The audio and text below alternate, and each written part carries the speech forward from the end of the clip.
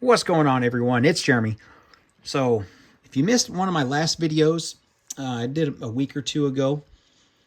I did a review, kind of a look over on this custom build I got off ReBrickable. It is Reactor 4 of the Chernobyl nuclear power station, with the control rods down there showing the complete meltdown and the actual core. And if you'll notice from the last one, we had, and if you missed it, go back and check it out. I don't know what the deal is with the camera today. I've actually started taking pieces off. I think this was up here because it kind of shows a lot of the debris. And I do have a before shot of what it looks like. That was at the very beginning of the video. So if you want to check that out, just scroll back to the very beginning. Take a second, pause it, and look and see. Like, we had all debris here. A little bit more debris. A lot of the black up here is the graphite, these cheese wedges. They were all over the roof, which was realistic. And you can see down in there, there's a little change there I'll get to.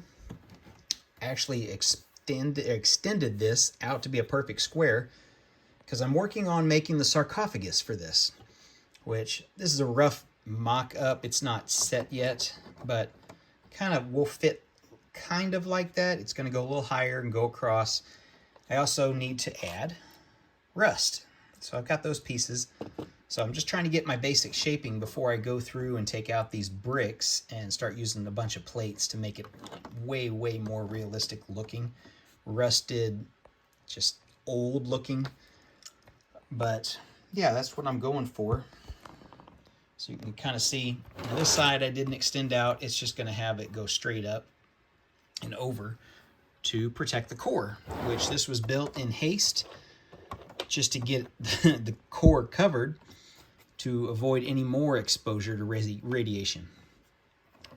So that's the beginning of it. Now, the first little thing I've done, you'll notice I put it on a black, I don't think I had that on the other video to start with. I put it on this black platform. Really gives it an it really gives it an architecture look with this platform. You'll notice we got a little pin back there. And one of the things I wanted to do was make this look more realistic, just like this. So I've got some light breaks down there, and I've got the core showing that it's hot. But I've also got this, which just barely touching on it. I've got two different light bricks. So I've got it to where it kind of looks like there's a fire smoldering or flickering down there. I think that's really cool. It adds a lot to this. You can get right down in here on the side. And we can come up. And, you know, I'm just pushing this button in. And how did I accomplish that? Well, I actually used a couple parts, I think, from the 60s that apparently aren't made anymore. And what those are 2x4 plates in trans clear. That's right, 2x4 trans clear plates. I think I paid $1.50 a piece for them. And apparently they don't make them anymore. But that's how you can see through it, and you can kind of see them there. At least you can see a couple studs sticking out, just to make it to where you can see through the core. So yeah, that's my little special edition.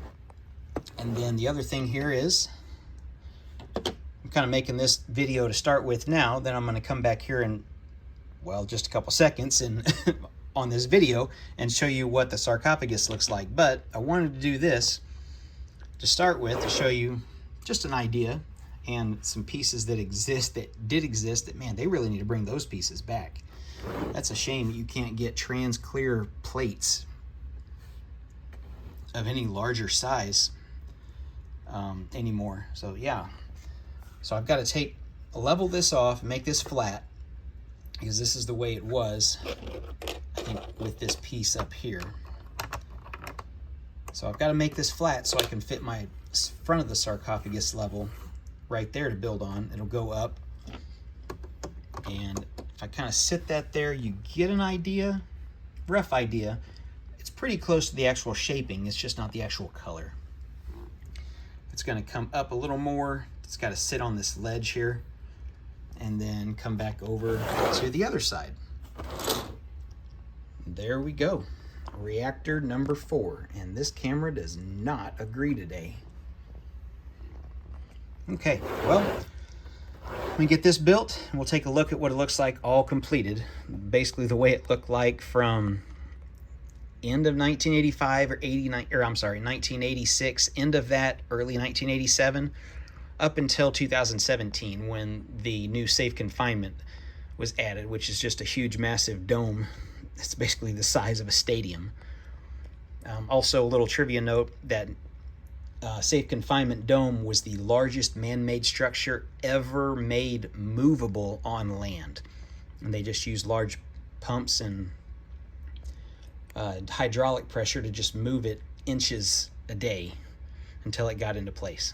So, onto the safe, or not safe confinement, onto the sarcophagus.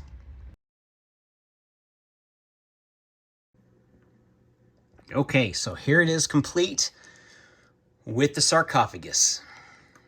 I tried to add a little bit of color. I used dark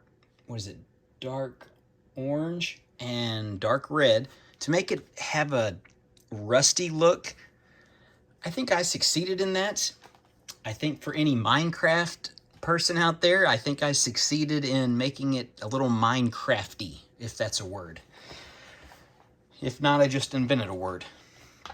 Okay, let's take a look around so you can see this, which it's basically just a big box, and it's a sarcophagus. All it's meant to do is to cover the reactor core that was exposed.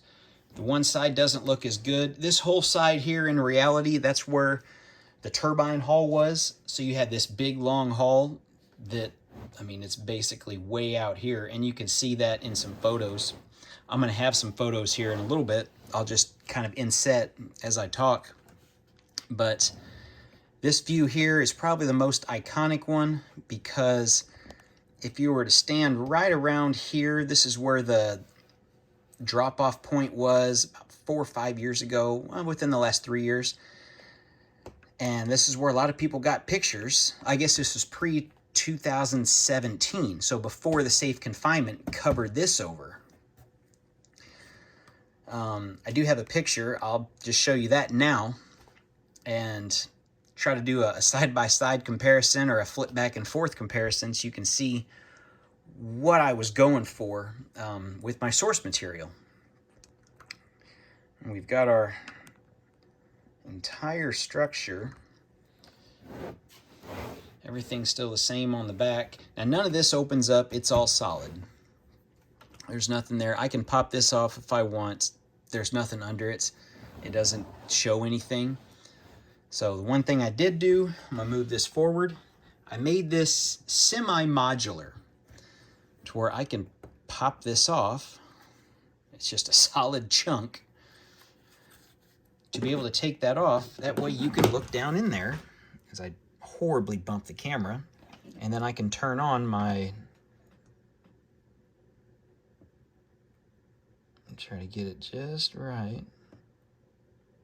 There we go.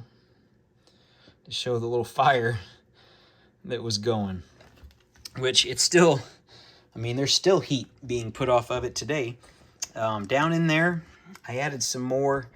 So you'll notice I took all the graphite blocks, the black cheese slopes where the graphite was, threw them all back in, which in reality, that's what they did. They just shoveled it all right back in. And down in there, if you guys want something to look up on your own on YouTube, look up elephant's foot. It's the most dangerous man-made thing in the world. That I think at the time it was minutes. Now it's a little bit longer because the half-life of a lot of the elements that are in there have been broken down. But back 1986, 1987, you had minutes to be around it before you were given a fatal dose of radiation poisoning. And it's actually down in there. It's just a big thing of sludge, molten reactor fuel, and everything else that was down in here that they used to put this out, the fire out. It's called the elephant's foot. Look it up on YouTube, look it up on other things. It's kind of got a little following to it because of it being one of the most dangerous places in the world. But anyway, a little bit more, less trivia. So let's move back. I'll move this camera back some so you can see this. So that just pops on there. That's why I've got tiles there to be able to just pop it on. It's held on by one stud. And the whole sarcophagus actually comes off. And you can see, yeah, it's a little weird, but it works. And now I did have to alter this from the original design.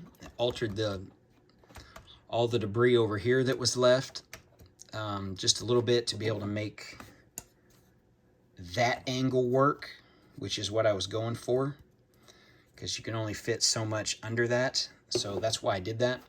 The tiles there, that just sits there. That way, whenever I put it back on, it's modular. So my goal is I signed up, so everybody knows. If you don't know, I'm a scoutmaster for my local Boy Scout troop. I signed up this year to teach the nuclear science merit badge. Having this model built and then being able to show things and then compare to pictures, have a 3D model and then just have pictures, was one of my goals. One of the reasons I wanted to build this. That way I can show people what it was. Having the sarcophagus be able to be modular and to be removed was also a goal. And one reason why it took 3 times as long to build that it should have. And I'm going to try to get this back on. There's one spot right there that just sticks every time. And it's wanting to go in, but it's not. So the whole point, it's right here is what I'm having trouble with. One of those studs has to go right there. And we're going to try it one more time. There it goes. And I did lose a couple of these, which it's nothing. They just pop on like that. And those are supports. Now, later on, this is basically 1986, early 90s, what it looked like. Later on, they had to actually reinforce this whole outer wall. So a lot of the photos that you may see if you're scrolling through, they've got big cranes or even like an exoskeleton that's way out here that's holding this whole wall up and trying to, they've went through and had to re-weld and do a lot of stuff to the ceiling and this whole roof piece. I just lost one piece, one of those little supports right there, the one stud that's connected. That's great. I'll just tip this over and it'll pop out. It's no problem. Anyway, it just sits right there. So don't be confused when you see it's like, why, it doesn't look like the model. Well, it did, but then there's been other corrections to this. So as I'm going through, I'm trying to add some photos here so you can see a side-by-side comparison. So here's one of those, if I already haven't shown it. Try to make sure I get all these photos. If not, I do have them all at the end of the video so you can scroll through, and then if you want to go back through. But anyway, the original instructions of this were on ReBrickable.com. That was without the sarcophagus or without the black base.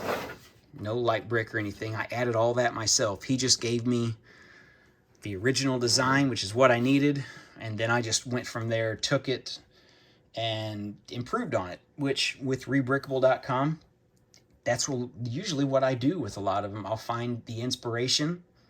That's pretty cool. All right, I think I can improve on it, or maybe I can tweak things, make it better, make it bigger. That's the goal. So yeah, check out rebrickable.com if you guys are looking for PDF instructions, ideas. If you have that mental block or just builder's block, get on there. It'll inspire you. Maybe you'll find something interesting, and maybe it'll give you an idea. Oh, I can do that, but I'd rather do it a certain way, or use different tires, or use a larger base, or maybe make it a different color and add something else to it. that's my advice. Anyway, thanks for watching, everyone.